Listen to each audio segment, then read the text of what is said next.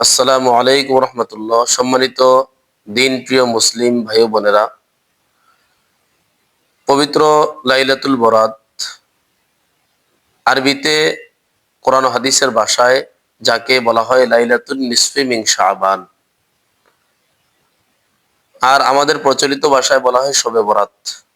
এই শবে বরাতের রাতে আমাদের বিশেষ 5টি আমল রয়েছে, যে আমলগুলোর মাধ্যমে আমরা রাত্র যদি অতিবাহিত করতে পারি, ইনশাআল্লাহ আমাদের জন্য হয়তোবা এই এক রাত্রেই ইনশাআল্লাহ আমাদের প্রত্যেকের জন্য নাজাতের জরিয়া হবে ইনশাআল্লাহ। এমন 5টা আমল রয়েছে খুবই গুরুত্বপূর্ণ, যেই 5 আমল আপনি যদি না জানেন তো আপনি আফসোস করার বিষয়, মুসলমান হয়ে, যে আমি মুসলিম হয়ে শবে বরাতের রাত্রির সেই বিশেষ 5 আমল সম্পর্কে আমি জানলাম না, আর এই 5 আমল আমি করতে পারলাম না, তাহলে আমি মুসলমান হয়ে আমার জন্য দুর্ভাগ্য, আফসোসের বিষয় এটা। 5টা আমলের মধ্যে 1 নম্বর আমল হচ্ছে এই শবে বরাতের রাত্রিতে বেশি বেশি নফল নামাজ আদায় করা। এখন নফল নামাজ আমরা আদায় করতে গেলে নিয়ত কি করব? নফলের নিয়ত করব। কয় রাকাত করে পড়বো? 2 রাকাত করে পড়বো। কয় রাকাত পড়বো? আপনি যত রাকাত আপনার মনে চায় তত রাকাত পড়তে পারেন। এখানে কোনো জরুরি না যে 10 রাকাত, 12 রাকাত, 8 রাকাত বা 20 রাকাত, এমন কোনো জরুরি না। আপনি যত রাকাত পড়তে পারেন, আপনার শরীর, আপনার মন মস্তিষ্ক যতক্ষণ পর্যন্ত ইবাদত করতে মনে চায় আপনি ততক্ষণ পর্যন্ত ইবাদত করেন। তবে হ্যাঁ, একটা কথা আপনাদের কাছে অনুরোধ, আপনারা যে নফল নামাজ বেশি বেশি পড়বেন, এই নামাজগুলো পড়তে গেলে ধীরে স্থিরে পড়া চাই, তাসবিহ তাহলিলগুলো সুন্দরভাবে পড়া চাই। প্রয়োজনে আপনি 20 রাকাতের জায়গায় 10 রাকাত প্রয়োজনে পড়েন, তবে সুন্দরভাবে পড়েন, ধীরে স্থিরভাবে পড়েন। হলো 1 নম্বর কাজ, বেশি বেশি নফল নামাজ পড়া। 2 নম্বর কাজ হলো বেশি বেশি কোরআন তেলাওয়াত করা এই রাত্রিতে। কোরআন তেলাওয়াত আমরা অনেকে এমনও আছি যে মাসকে মাস চলে যায়, কোরআন শরীফ ধরা হয় না। তো আমাদের চলতি মাস শাবান মাস, এই মাসে তো আমাদের এমনিই তো কোরআন শরীফ পড়ার জন্য আমরা অভ্যস্ত হওয়া খুবই জরুরি, যেহেতু সামনে প্রস্তুতিমূলক আমাদের চলতি মাস শাবান মাস, সামনে আমাদের রমজান মাস, রমজানুল মুবারক মাস, যেই মাসে কোরআন শরীফ নাজিল হয়েছে, এরই আগের মাসে আমরা আছি। আমাদের অবশ্যই খুব জরুরি ভিত্তিতে কোরআন শরীফ তেলাওয়াত বেশি বেশি দরকার। তো ইনশাআল্লাহ আমরা এই রাত্রিতে 2য় নাম্বার যে আমলটা করব সেটা হচ্ছে কোরআন তেলাওয়াত করা। হাদিসে পাকে তো আছে, কেউ যদি কোরআন তেলাওয়াত করে ওযু ছাড়া একটা অক্ষর পড়ে কোরআন শরীফের, আল্লাহ তাকে প্রতি অক্ষরে অক্ষরে 10টা করে নেকি দিবে। আর সাধারণত আমরা কোরআন শরীফ পড়তে গেলে আমরা তো সকলে ওযু সহই পড়ি। তো ওযু অবস্থায় কেউ কোরআন তেলাওয়াত করলে প্রতি অক্ষরে অক্ষরে আল্লাহ তাআলা 30টা করে নেকি দান করবে। আর কেউ যদি নামাজের মধ্যে কোরআন তেলাওয়াত করে, আল্লাহ তার প্রতি অক্ষরে অক্ষরে 50 করে নেকি দান করবে। সুবহানাল্লাহ।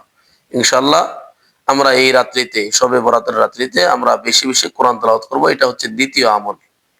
শবে বরাতের রাত্রিতে 3য় নাম্বার আমল হলো বেশি বেশি জিকির আজকার করা। সুবহানাল্লাহ, আলহামদুলিল্লাহ, লা ইলাহা ইল্লাল্লাহ, আল্লাহু আকবার। এই জিকির আজকার গুলো বেশি বেশি করা চাই। বিভিন্ন মাসনুন দোয়া আছে, ওই দোয়াগুলোও পড়া চাই। যেমন হাদিসে পাকে একটা দোয়া আছে, কেউ যদি এই দোয়াটা একবার পড়ে, হাদিসে আছে, আল্লাহ তাআলা তাকে এত অসংখ্য অগণিত নেকি দান করেন যে ফেরেশতা শেষ পর্যন্ত আল্লাহর কাছে বলে, আল্লাহ কি পরিমাণে তার জন্য নেক লিখবো। আল্লাহ বলে, আমার এই বান্দা যে এই দোয়াটা পড়ছেন, তার নাম লিখে রাখে দাও, আমি আল্লাহ কিয়ামতের ময়দানে আমি আল্লাহ নিজে তার প্রতিদান দান করবো। সুবহানাল্লাহ। এই সমস্ত মাসনুন দোয়াগুলো পড়া, যেমন সেই দোয়াটা হচ্ছে এই, আল্লাহুম্মা লাকাল হামদু কামা ইয়ানবাগি লিজালালি ওয়াজহিকা ওয়া আযীমি সুলতানিকা। এই হচ্ছে আমাদের জিকির আজকার করা এই রাত্রিতে। এটা হচ্ছে শবে বরাতের রাত্রির 3 নম্বর আমল। শবে বরাতের রাত্রিতে 4 নম্বর আমল হচ্ছে আমরা মৃত ব্যক্তির জন্য বেশি বেশি দোয়া করব।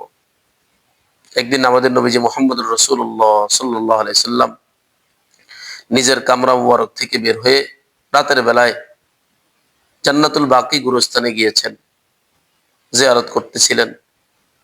আম্মা জান আয়েশা সিদ্দিকা রাদিয়াল্লাহু আনহা হঠাৎ করে উঠে দেখছেন আমাদের নবীজি সাল্লাল্লাহু আলাইহি সাল্লাম কামরায় নেই। হাঁটতে হাঁটতে জান্নাতুল বাকি গুরুস্থানের পাশে গিয়েছেন, আমাদের নবীজির পাশে গিয়ে দাঁড়িয়েছেন। আমাদের নবীজি সাল্লাল্লাহু আলাইহি সাল্লাম বলেছেন, আয়েশা, আমার উপর কি আমি হক হকের ক্ষেত্রে কি ভয় হয় যে আমি কোথাও চলে গেছি এমন কিছু মনে হচ্ছে? আম্মা জান আয়েশা সিদ্দিকা রাদিয়াল্লাহু আনহা বলেন, না এমন কিছু না, তবে আল্লাহ রাসূল সাল্লাল্লাহু আলাইহি সাল্লাম আপনি এত রাত্রে এখানে গুরুস্থানে।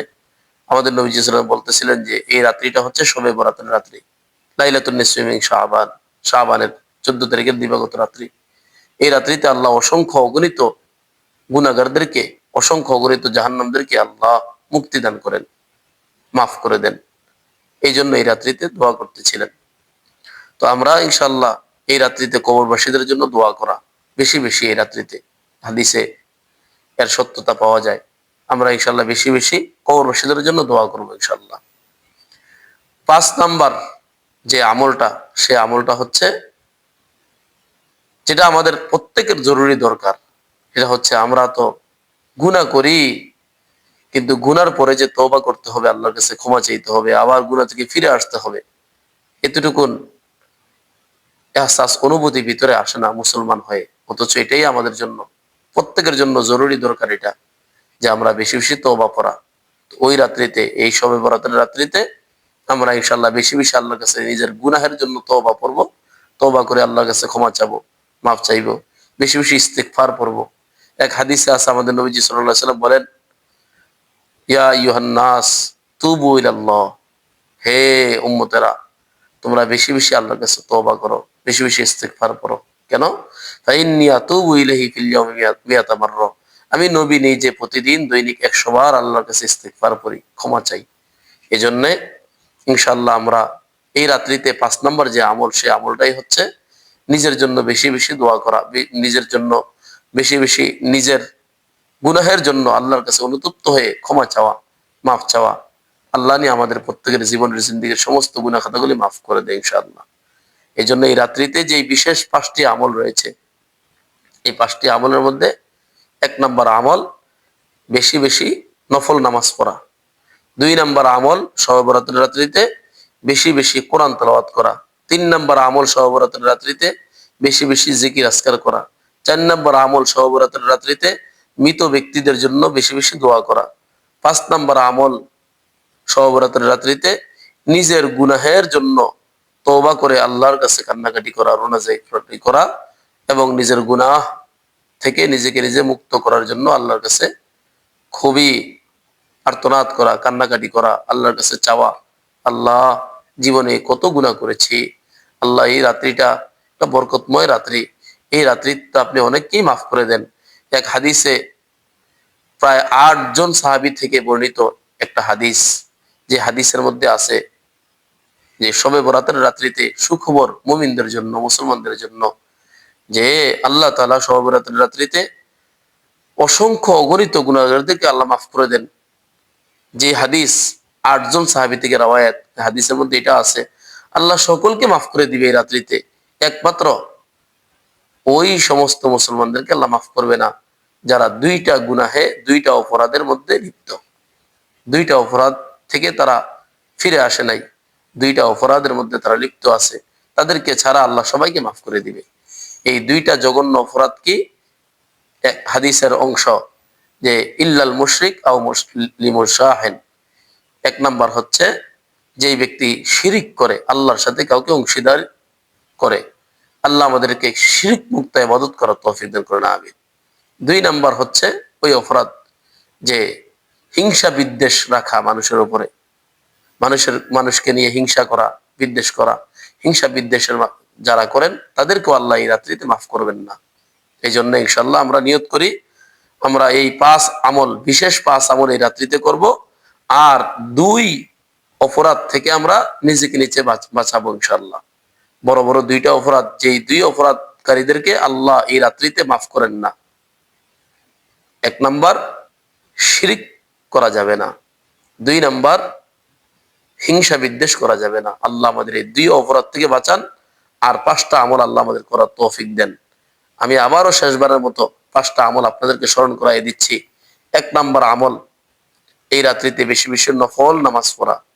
2 নাম্বার আমল, এই রাত্রিতে বেশি বেশি কোরআন তেলাওয়াত করা।